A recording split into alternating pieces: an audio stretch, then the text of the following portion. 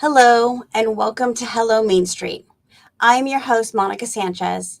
And if you haven't done so already, hit the subscribe button so you'll never miss another episode.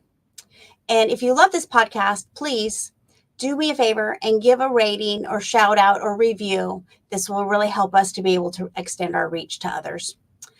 So today we are going to be talking about business advisors. Why do I need one? What do they do?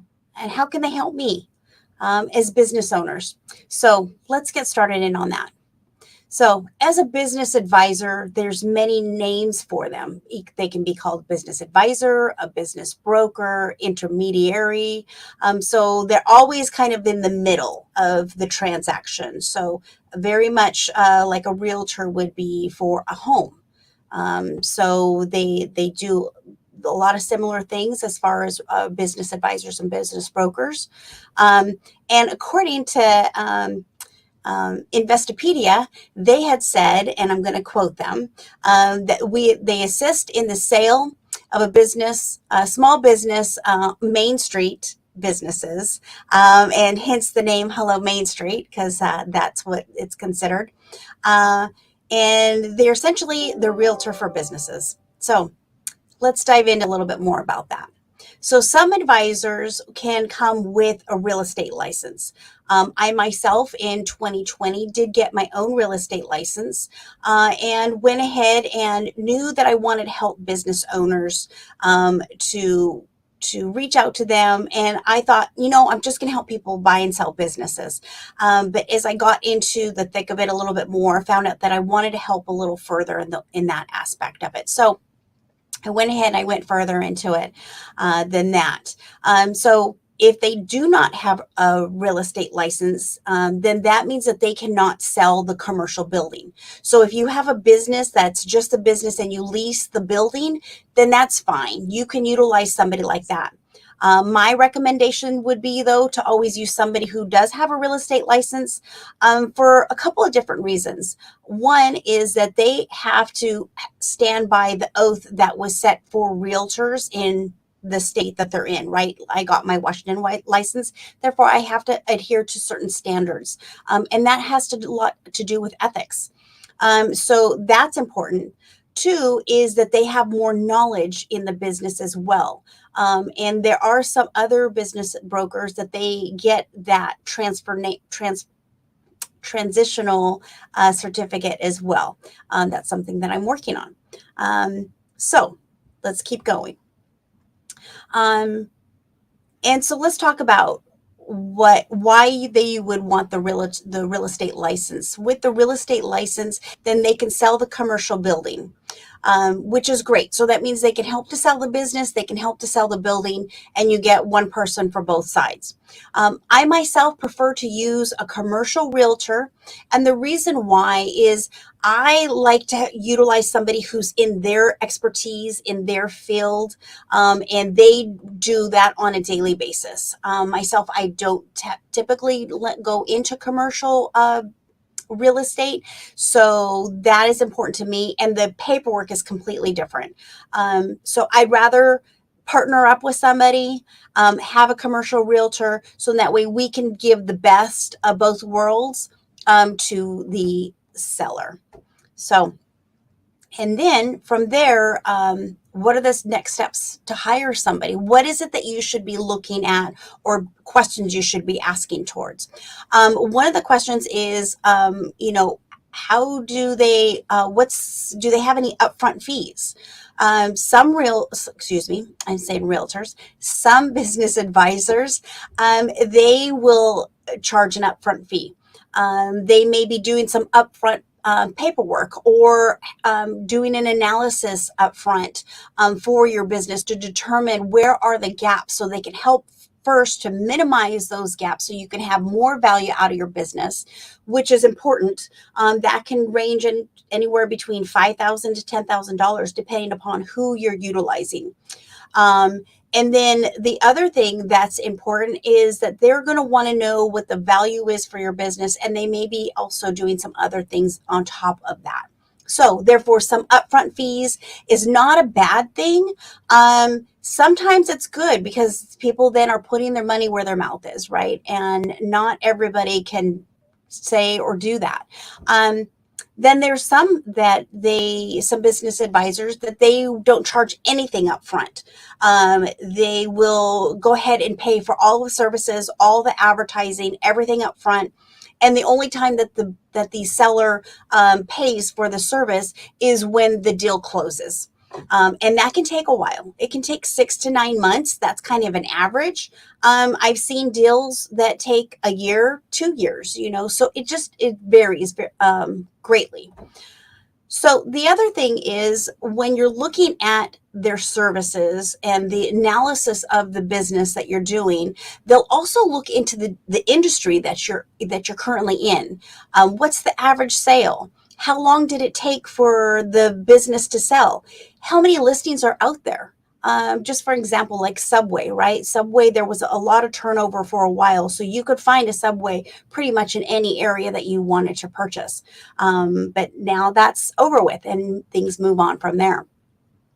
So keeping those things in mind, that it's not just figuring out a number, but really doing some fact checking as well. And then they will bring you the information.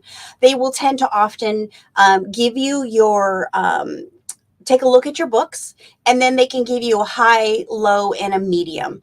And then you are actually essentially the person who makes that final decision as to where it is that you want to be listed as far as pricing is concerned.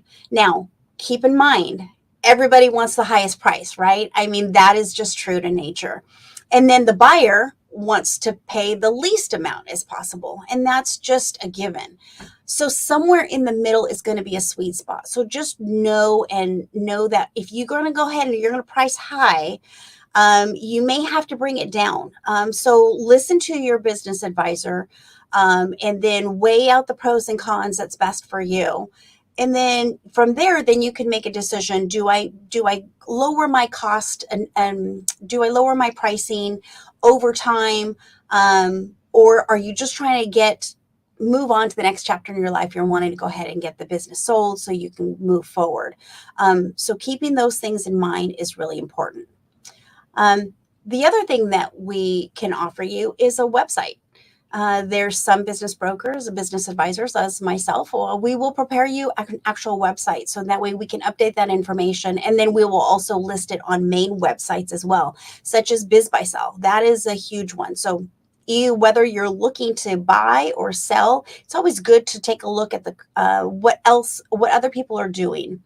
And how does it look when it's listed? It doesn't look at anything at all like somebody when they're selling a home or selling a commercial building where, they tell the name of the business, the location, and all the details they put out there. If that's the case, I don't recommend that. And it's for various reasons, and I'll go into that into a future podcast. But then also commission rates. How much are you willing to pay for their service?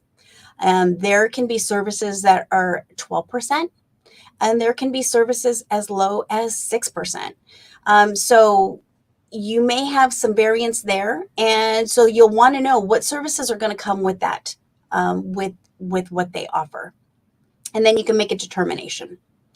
And then from there, ask them, how often are you going to be contacting me? Is this just a one and done? You're coming in, you're getting the details, and then you're going to post it on a website and then hope and pray that it's going to sell?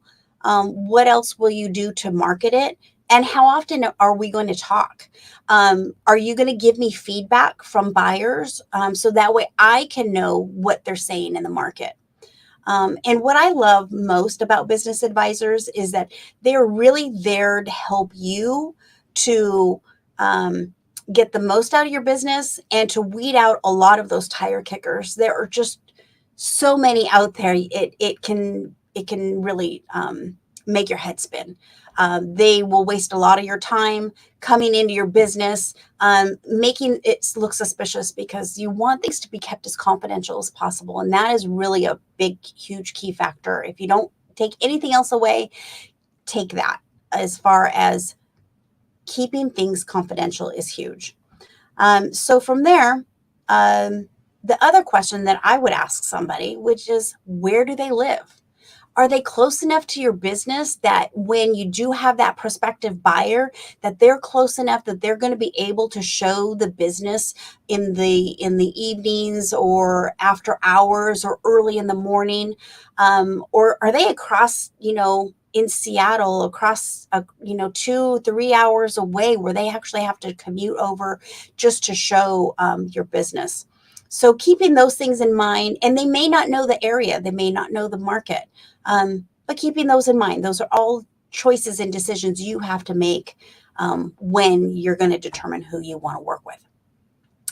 Another thing that you would want to know is chemistry, right? Uh, just like realtors, there's many business advisors out there. So it just depends upon you. It depends upon, do their values and how they perform business, do they align with what is important to you? So just keep in mind, just because someone is in your backyard, like myself, I may not be a good fit for you, and that's okay. I always want what's going to be best for you. So just keep that in mind. I hope that this has been helpful for you and is giving you food for thought. We will go and dive a little bit deeper into each of these segments. I think business advisors, there's not a lot of them in Central Washington area, and that was one reason why I got involved in it. And the other reason was because I saw my dad, as he was an entrepreneur himself, how when he was ready to transition over, there wasn't anybody like me that could help him with setting himself up for success at the end.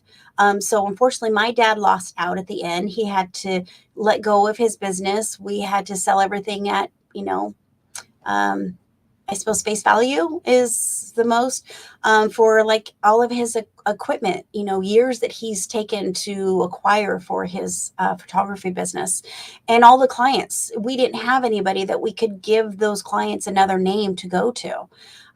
So those are all things to keep in mind when you're ready to sell, and how important that's going to be for you, for those people to transition on.